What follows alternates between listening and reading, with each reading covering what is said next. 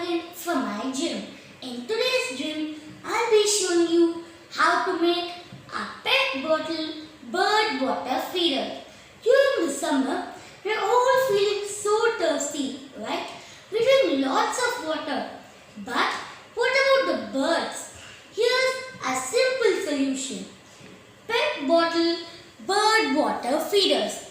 All you have to do is take a pet bottle, cut it into smaller sizes like this so that the birds can put their beaks in.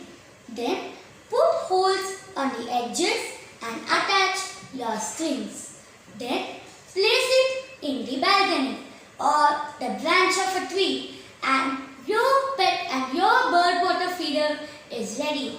But don't forget to add some water.